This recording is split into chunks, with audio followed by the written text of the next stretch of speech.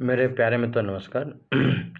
जैसा कि आपको मालूम है, हम पिछले दिनों से हीट ट्रांसफ़र ऑपरेशन पढ़ रहे हैं और हम लोगों ने हीट एक्सचेंजर पार्ट 1 कवर कर लिया है।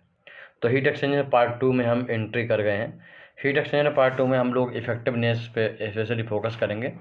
हीट एक्सचेंजर इफेक्टिवनेस क्या है, इससे हमारा न्यूमेरिकल क्या है, कैसे कैसे कॉन्सेप्ट डेवलप होते हैं, हीट एक्सचेंजर डिज़ाइन का क्या रोल है और वो सारी चीज़ें हम यहाँ पर डिस्कस करेंगे।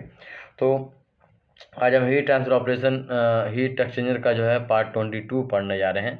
टॉपिक है इफेक्टिवनेस ऑफ हीट एक्सचेंजर्स। तो आप लोग एक हेडिंग डाल लीजिए, इफेक्टिवनेस ऑफ हीट एक्सचेंजर। चलिए, हेडिंग है आपकी इफेक्टिवनेस ऑफ हीट एक्सचेंजर।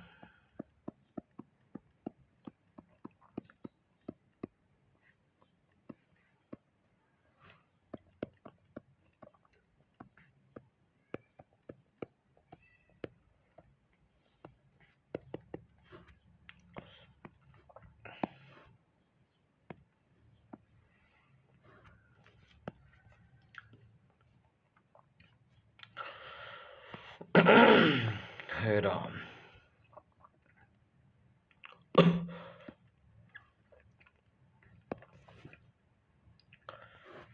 चलिए आपको हीट एक्सचेंजर दिखाते हैं। सबसे पहले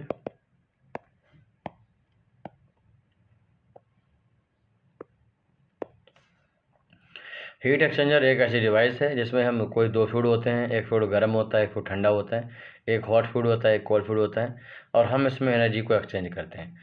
एनर्जी को हम एफिशिएंटली ट्रांसफ़र करना चाहते हैं। हम high rate of heat exchanger हम high rate of heat with the high rate of heat transfer हम उसको देना चाहते हैं। और नंबर 3 जो है, हम उसको एडियाबेटिकली इसको मेंटेन करना चाहते हैं। तो this is the equipment is called heat exchanger. आप लोगों ने पढ़ा। तो एक टर्म है, इसे बोलते हैं इफेक्टिवनेस। इसको एप्सिलॉन से दिखाते हैं। एप्सिलॉन क्या होता है हम देखें। आपको मालूम है कि यहाँ पर जो हॉट फ्लूइड है वो अपनी एनर्जी को दे रहा है और जो कोल्ड फ्लूइड है एनर्जी को ले रहा है। यहाँ पर जितनी energy hot fluid cold fluid को देगा, उतनी ही energy cold fluid hot fluid से लेगा। यानी वो एनर्जी अगर 10 जूल एनर्जी गर्म जो हमारा फ्लूइड है वो कोल्ड फ्लूइड को दे रहा है, तो 10 जूल एनर्जी मिलेगी कोल्ड फ्लूइड को। मतलब कोई भी एनर्जी का लॉस नहीं होगा, हम ये मान के चलते हैं, क्योंकि सिस्टम हमारा एडियाबेटिकली काम करता है। मगर इक्विपमेंट क्या जिसके लिए डिज़ाइन है, क्या उतना दे पा रहा है, नहीं दे पा रहा है। इक्विपमेंट जितनी एनर्जी ट्रांसफ़र करने के लिए डिज़ाइन है, जो मैक्सिमम दे सकता है, क्या उतना एक्चुअल कंडीशन में देता है या नहीं देता है, ये बात बहुत महत्वपूर्ण है। इसी को हमें स्टडी करने के लिए कि कितनी एनर्जी दे रहा है, हम एक टर्म पढ़ते हैं, इसको बोलते हैं effectiveness of heat exchanger. Epsilon से दिखाया जाता है इफेक्टिवनेस को। तो लिखो epsilon equals to rate of heat transfer actual heat transfer rate upon maximum heat transfer rate. ठीक, तो जो मैक्सिमम हीट ट्रांसफ़र रेट है वो नीचे रहेगा और एक्चुअल ऊपर रहेगा। फॉर एग्जांपल, हम मान लें कि 90 जूल एनर्जी जो है क्या कर रहा है कि वो इस समय प्रेजेंट कंडीशन में, एक्चुअल कंडीशन में, प्रैक्टिकल कंडीशन में वो ट्रांसफ़र कर रहा है। कोई hot fluid 90 joule energy cold fluid को दे रहा है और कोल्ड फ्लूइड 90 जूल एनर्जी को हॉट फ्लूइड से ले रहा है। बट एक्चुअली जो डिज़ाइन किया गया है बाय इंजीनियर, तो वो 100 जूल ट्रांसफ़र करने के लिए बनाया गया है। तो हम इसको डिवाइड करेंगे तो आ जाएगा 0.9। यानी 0.9 इसकी जो इफेक्टिव में जो एप्सिलॉन है वो निकल के आ रहा है। मैक्सिमम एप्सिलॉन की वैल्यू 1 हो सकती है, 1 से ज़्यादा नहीं हो सकती है। जितना डिज़ाइन किया है उससे ज़्यादा प्रैक्टिकली कभी भी नहीं ले सकता है। ठीक, क्योंकि जैसे ही हम हीट एक्सचेंजर को हम हैंडल करना शुरू करते हैं, उसमें कहीं ना कहीं प्रॉब्लम आती हैं। जैसे कि उसमें डिफरेंट हमारे कंटामिनेशंस आ जाते हैं, चाहे वो कोल्ड फूड देता हो, चाहे वो हॉट फूड देता हो, उसमें डर्टीनेस जो आ जाती है, अब वो एक स्केलिंग फार्मेशन करता है हमारे सरफेस पर, और जिसके बाद जो है फाइनली हमारा जो एफिशिएंसी डाउन होना शुरू होती है सिस्टम की। तो by this reason never epsilon more than 1, it may be equal to 1 और it may be less than 1। तो हम इसका ध्यान रखना है। फिलहाल इन दोनों टर्म को कैसे हम रिप्रेजेंट करते हैं उसको हम देखेंगे।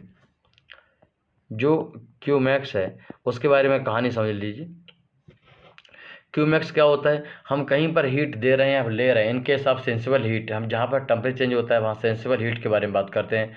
सेंसिबल हीट का फॉर्मूला क्या होता है, mCp और डेल्टा टी, राइट, ये फॉर्मूला है। इसमें जो है हम या तो हो सकता है कि एक हॉट फ्लूइड के बारे में बात कर रहा हूँ, हॉट फ्लूइड इतनी एनर्जी दे रहा हूँ और उतनी mCp delta T for the cold fluid, ये कोल्ड फ्लूइड जो है वो एनर्जी ले रहा होगा, ऐसा कुछ हो रहा होगा।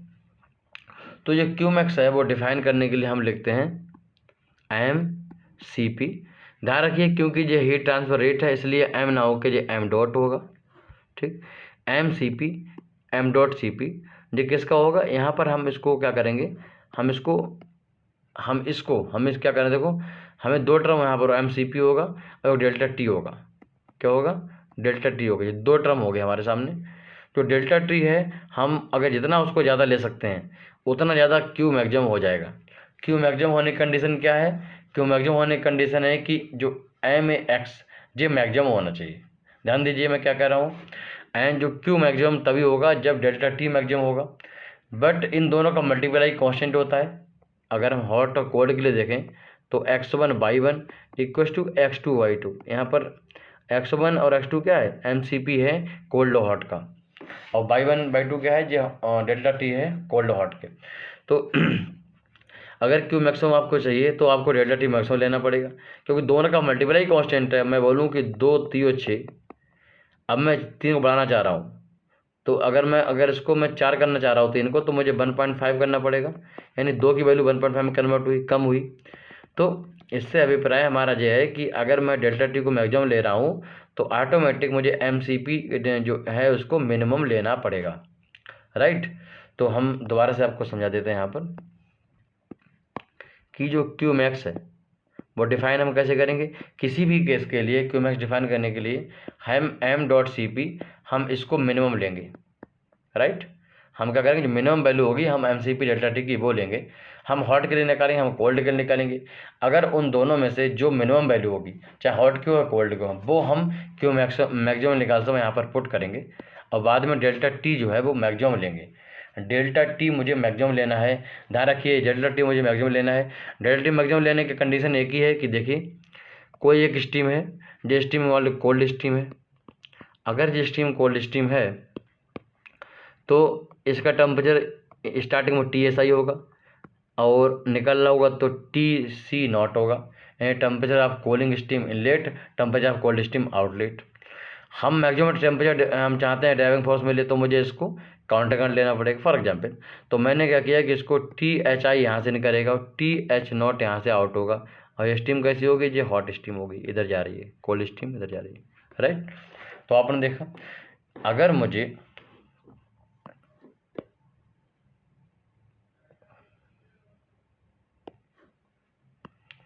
अब हमें लिखना क्या है कि हमें लिखना है कि फार्मूला क्यू मैक्स का फार्मूला लिखना है। तो क्यू मैक्स का फार्मूला लिखने के लिए हमें यहाँ डेल्टा टी मैक्सिमम लेना है आगे मल्टीप्लाई में।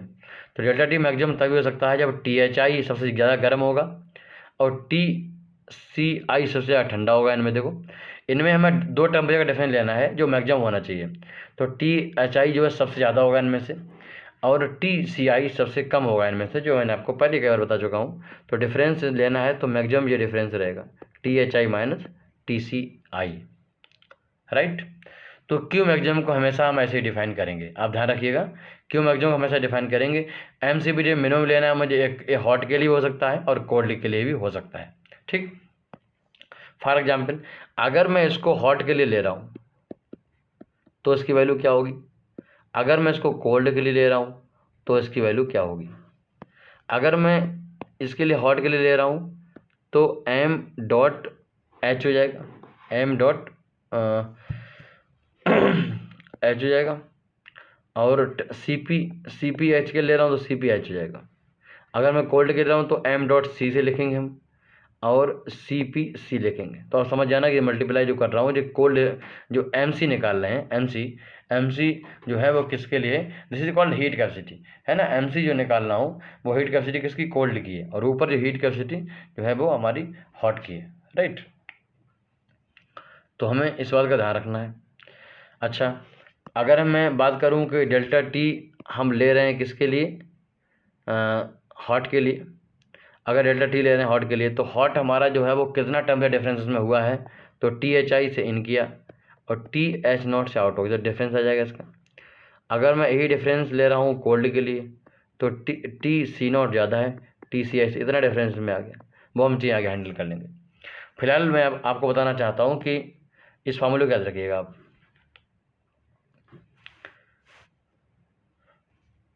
मैंने आपको पहले जो लिखवाया कि यह मैक्सिमम लेंगे, तो मैक्सिमम जो लेंगे वो हमने एक बार फिक्स कर दिया कि यह मैक्सिमम लेंगे, यही मैक्सिमम होगा। पर एमसीपी में आपको कोल्ड और हॉट के लिए अलग अलग जो होगा, जो जो केस में होगा वो दिया होगा। चलो फिलहाल हम एक केस एज्यूम करते हैं। बहुत ही बेहतरीन तरीके से समझा रहा हूँ, कोई डाउट नहीं आ रहा होगा मुझे लगता है। तो केस 1 में हम बात करें कि केस 1 हम ले रहे हैं कि हमने एक हीट जो ट्रांसफ़र एक्टिविटी हमने उसको एज्यूम कर लिया है, और हमने कहा कि भाई ये बताओ पहले मुझे हीट कैपेसिटी निकालता हूँ, पहले एमसीपी निकालो, हॉट का निकालो और कोल्ड का निकालो। ठीक, तो आपने कहा कि जो इस बार जो है हॉट का है वो ज़्यादा है कोल्ड से, क्या एम डॉट और सी पी का मल्टीप्लाई किसके लिए, हॉट से ज़्यादा है कोल्ड का, कम किसका है, फोकस किस पे करना है, कम पे, ताकि हम जो क्यू मैक्स लें तो वहाँ पर हम एम सी पी कोल्ड ले सकें। ठीक, तो हम इसके लिए निकाल सकते हैं क्यू मैक्सिमम। क्यू मैक्स क्या होता है, M C P J small वाला लेना है आपको, जो भी स्मॉल होगा, और डेल्टा टी जो है वो मैक्सिमम वाला लेना है। तो इसमें से स्मॉल कौन सा है, हमने पहला केस माना है कि इसमें कोल्ड के लिए वो वैल्यू कम है एम सी पी की, तो कोल्ड के लिए तो एम डॉट सी और सी पी सी और जे हमेशा कौन वही रहेगा, टी एच आई मैक्सिमम लेना है आपको, T H I minus T C I. Q max की वैल्यू आपको मिल गई है, मतलब आपको निकालना है एप्सिलॉन, इफेक्टिवनेस निकालना है। तो अब आपको क्यू एक्चुअल चाहिए, तो क्यू एक्चुअल के लिए आप क्या कर सकते हो, चाहे कोल्ड के लिए हॉट किसी के ले सकते हो। मानो हॉट के लिए ले रहे हैं हम, तो M dot H C P H, और टेम्परेचर डिफरेंस कितना आ रहा है हॉट का, तो ये आ रहा है तुम्हारा T H I minus T H not. अच्छा, कोल्ड के लिए भी इतना ही होगा, वो कितना होगा, कोल्ड के लिए M dot C C P C और इसमें T C not minus T C I, right, ये डिफरेंस हो गया। अब आपको इन दोनों में से किसी एक को पुट कर सकते हो और क्यू मैक्सिमम निकाल सकते हो। ठीक, चलिए हम वो एप्सिलॉन निकाल सकते हो। तो एप्सिलॉन निकालने के लिए क्या होता है, क्यू एक्चुअल बटे Q maximum, this is the formula of epsilon finding the value of effectiveness of heat exchanger. तो यहाँ से हम निकालना है, तो क्यू एक्चुअल को रखिए आप। अब देखिए, मान लो नीचे हम क्यू मैक्सिमम रखते हैं पहले, तो इस केस के लिए क्यू मैक्सिमम वैल्यू ये है M dot C C P C T H I minus T C I. ठीक, ऐसे ही क्यू एक्चुअल के लिए मुझे रखना है, क्योंकि इनमें से कोई वैल्यू पुट कर सकते हैं। मैं नीचे एम सी सी पी सी है, तो अगर हम इस वैल्यू सेकेंड वैल्यू के यहाँ पुट करेंगे तो ये दो टर्म तो कैंसिल हो जाएंगे, तो इसको रखते हैं हम। ठीक, M C dot C P C और T C not minus T C I, right. इससे आपको क्या फ़ायदा हो भाई, इससे आपको ये फ़ायदा हुआ कि दो टर्म भी कैंसिल हो गए। एप्सिलॉन आपको निकालना है T C not minus T C I, ठीक, T H I minus T C I. तो सिर्फ और सिर्फ आप ध्यान देख पा रहे हो, टी सी आई आपको पता हो, आपको टी सी आई पता हो, टी एच आई पता हो, और T C not only need 3 terms, terminal temperature, then we can find out the value of effectiveness. तो यहाँ से आपने सीख लिया कि भाई इफेक्टिवनेस अगर निकालना है किसी भी हीट एक्सचेंजर की, तो सिर्फ आपको टर्मिनल टेम्परेचर पता होना चाहिए, आप निकाल सकते हो। देखा आपने यहाँ पर कोई सिर्फ, हाँ इतना पता होना चाहिए कि एमसीपी किसका ज़्यादा है किसका कम है, बस इतना आपको पता होना चाहिए, then we can easily find out the value of epsilon. हम आगे सॉल्व करेंगे सेकेंड केस को, मगर हम उससे पहले मन में सॉल्व करते हैं कि हम इसको कैसे निकालेंगे। मान लेता हूँ कि इस बार जो कोल्ड स्टीम है उसका मिनिमम नहीं है, हॉट स्टीम का मिनिमम है। नीचे आएगा तो हम हॉट स्टीम का ले लेंगे जो वैल्यू मिनिमम है, मगर मैक्सिमम तो T H I minus T S I होगा, T H I minus T C I ही होगा, राइट। हम ऊपर कौन सा लेंगे, हम हॉट स्टीम का लेंगे, क्योंकि हॉट स्टीम का मिनिमम माना है हमने। जब हॉट स्टीम का लेंगे तो टेम्परेचर डिफरेंस कितना आएगा उसका, हॉट स्टीम का टी एच आई से इनका टी तो डिफरेंस, तो टी इसमें जो है हमें ज़्यादा माइनस कम करना है, तो T H I minus T H not. This is the formula for second case. फिर भी हम इसको एक बार ट्राई करते हैं। इससे आपको एक चीज़ याद रखनी है, मतलब सिंपली आपको हिसाब लगा लेना है, कोई भी चीज़ आपको याद नहीं करनी। चलिए सेकंड केस हम लेते हैं, इसी को ट्राई करके देखते हैं कैसे आएगा। सेकंड केस हमें क्या करना है, हमने जो मान रखा है कि MCP जो हॉट है वो इस बार कम है। पहले हमने कोल्ड स्टीम का कम माना था, अब हम हॉट का कम मान रहे हैं। तो MCP यहाँ पर कोल्ड स्टीम है उसका जो है ज़्यादा है। फिलहाल मुझे कम पे फोकस करना है ताकि हम क्यू मैक्सिमम लिख सकें। CP मिनिमम जो है स्मॉल है वो ये है, तो MHCPH। और यहाँ पर क्या चाहिए, यहाँ पर उसका टेम्परेचर वही रहेगा मैक्सिमम वाला, तो THI माइनस TCI। एक्चुअल निकालना है, तो एक्चुअल निकालने के लिए क्यू एक्चुअल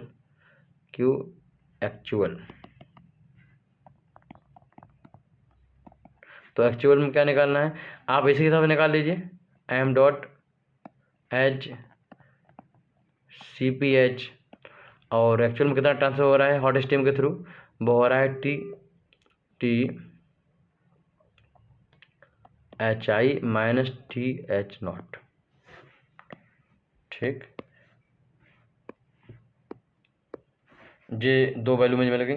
हम कोल्ड स्टीम के लिए ले सकते हैं कि MC dot into CPC TC not minus TCI, but उसकी नीड नहीं है तो इसलिए हम उसको नहीं लिखेंगे। और एप्सिलॉन क्या होता है, एप्सिलॉन जो होता है वो Q actual upon Q maximum होता है। यहाँ से आपने देखा कि क्यू एक्चुअल क्या है, M.HCPH THI minus TH not divide by MC.HCPH THI minus TCI। आप देख पा रहे हो बहुत आसानी से दो टर्म जो है कैंसिल आउट हो जा रहे हैं। यहाँ पर मुझे वैल्यू मिल गई एप्सिलॉन की, और THI minus TH not upon THI minus TCI। तो only need THI, TH not, TCI. There are three terminal temperature for finding the exact value of effectiveness for any case of heat exchanger. तो यहाँ पर आप देख पा रहे हो कि दो फार्मूला हमने ट्राई किए। देखो ये फार्मूला सेम है जो हमने ट्राई मन में सोच के लिखा था, ठीक है, बिल्कुल सेम फार्मूला है। इसका मतलब ये है कि सिंपली आपको मन में सोचना है और फार्मूले को लिखना है। चलो हम एक बार मन में सोच के दोनों फार्मूले लिखते हैं। पहला जो केस हमने माना था जिसमें MCP जो था M.CP था कोल्ड वाला, इसको हमने स्मॉल माना था, किससे, M.CP से, किससे, हॉट वाले से। ठीक, तो हम इफेक्टिवनेस इसकी लिख रहे थे। इफेक्टिवनेस क्या थी, नीचे मुझे मैक्सिमम लेना है तो नीचे तो हमेशा THI माइनस TCI लिखना ही है, क्योंकि हमने यहाँ पर कोल्ड वाले का यहाँ पर माना है, कोल्ड वाले को माना है मिनिमम, तो कोल्ड वाले के ऊपर आएगा और उसमें टेम्परेचर डिफरेंस कितना आ रहा है, TC not minus TCI, right. तो ये फार्मूला हो गया, पहला हो गया। दूसरा जो फार्मूला है कि उसमें हम मानेंगे जो M.CP है वो हॉट वाले का कम है M.CP कोल्ड वाले के मुकाबले में। ठीक, तो हम फिर एप्सिलॉन को हम यहाँ पर लिखेंगे तो THI माइनस TCI ये तो यहाँ रहेगा, बट यहाँ पर ऊपर हॉट के लिए आएगा तो हॉट के लिए THI माइनस TH नॉट। तो ये फार्मूला हमने यहाँ देखा हो गया। तो दो फार्मूले हैं, आप इनको देख सकते हो, पहला TC नॉट माइनस TCI और TH माइनस TCI, मतलब आपने सॉल्व कर लिए। तो यहाँ पर क्या है कि ये दो फार्मूले आपके यूज करने हैं और इनके माध्यम से आप आराम से वैल्यू ऑफ इफेक्टिवनेस किसी भी सिस्टम की निकाल सकते हो। ठीक, हम आपको बता दें कि दोनों फार्मूला का यूज हम इफेक्टिवनेस ऑफ हीट एक्सचेंजर निकालने के लिए करते हैं। और अगर मान लेता हूँ कि तीसरा केस में स्टूडेंट कह रहा है सर अगर MCP डॉट हॉट वाला जो है वो कोल्ड के बराबर हो। इफ़ अगर एमसीपी डॉट से हो सकता है कई बार ये क्या हो, कोल्ड के बराबर हो, तो आपको याद होगा ऐसे केस में जो हीट ट्रांसफर चाहे तो हम मतलब पैरेलल निकालें या कहना मतलब पैरेलल निकालें, एक ही डायरेक्शन में निकालें या फिर काउंटर करंट निकालें। दोनों केस में निकालने पर भी इनका जो है क्यू जो है सेम आता था, आपने देखा था, है ना। तो इसमें दोनों केस में क्या इफेक्टिवनेस जो है वो बराबर आती है। इफेक्टिवनेस कैसी है, अगर एमसीपी के मल्टीप्लाई बराबर है तो ऐसे केस में हीट ट्रांसफर रेट जो है दोनों केस में बराबर आता है, चाहे वो पैरेलल हो, मतलब इस तरीके से स्टीम जा रही हो या फिर वो इस तरीके से स्टीम जा रही हो, दोनों केस में ड्राइविंग फोर्स उनका सेम मिलता था, हीट ट्रांसफर रेट सेम आता था, क्योंकि आपने देखा एमसीपी डेल्टा टी सेम है। तो ऐसे केस में आप दोनों में से कोई फार्मूला यूज कर सकते हो। Any one can use to finding epsilon, ठीक। इनमें से अगर इसको इक्वेशन नंबर 2, इसको इक्वेशन नंबर 1 कह दें, तो आप any one equation can use for the finding the value of epsilon. तो इनमें से कोई भी अगर जो वैल्यू दी हैं, 3 वैल्यू आपको दी हैं जो कि आपके लिए कन्वीनियंट है, उन वैल्यू का आप यूज कर सकते हो। हम आपको बता दें कि एप्सिलॉन जो है किसी भी हीट एक्सचेंजर का वो हमेशा 1 से कम होता है, बहुत ही रेयर होगा वो कि 1 के बराबर होगा, मतलब होगा ही नहीं। और इसकी प्रैक्टिकली अगर बात करें कि प्रैक्टिकली कितनी वैल्यू है, प्रैक्टिकली कितनी वैल्यू है, तो इसकी जो प्रैक्टिकली वैल्यू है वो आपकी अप्रॉक्स 0.65 से 0.7 या 0.75 तक इसकी वैल्यू वेरी करती है। मतलब वैल्यू या तो 0.65 होगी या 0.70 होगी या 0.75 होगी। तो दी आर द 3 वैल्यू जो commonly there are 3 value encountered in industry for the any type of heat exchanger which is used as a reporting value of effectiveness of any exchanger। तो बहुत अच्छा लगा होगा लेक्चर आपको। अगर जो लोग हमारी क्लास को यूट्यूब पे देख रहे हैं वो हमारी क्लास को सब्सक्राइब करें और शेयर करें हमारे चैनल को। हम डिप्लोमा, बीएससी, बीटेक, गेट इन सारे एग्ज़ाम के लिए पढ़ाते हैं आपको, बहुत ही बेसिक टू मैक्सिमम लेवल तक पढ़ाते हैं। और हम आप देखते हो कि हमारे किसी भी लेक्चर में कोई डाउट नहीं आता है, डाउट आता है तो एनी टाइम मुझे आप कॉन्टैक्ट कर सकते हो। हमारा एप्लीकेशन डाउनलोड करिए, कैम गुरु एप्लीकेशन यूट्यूब प्ले स्टोर से, और क्लास को ज्वाइन करिए। बहुत ही मिनिमम फीस में आपको पढ़ाते हैं हम, हमने क्वालिटी से कभी कंप्रोमाइज़ नहीं किया है। जो स्टूडेंट सिस्टम की हेल्प करते हैं, सिस्टम उनकी हेल्प करता है। नमस्कार।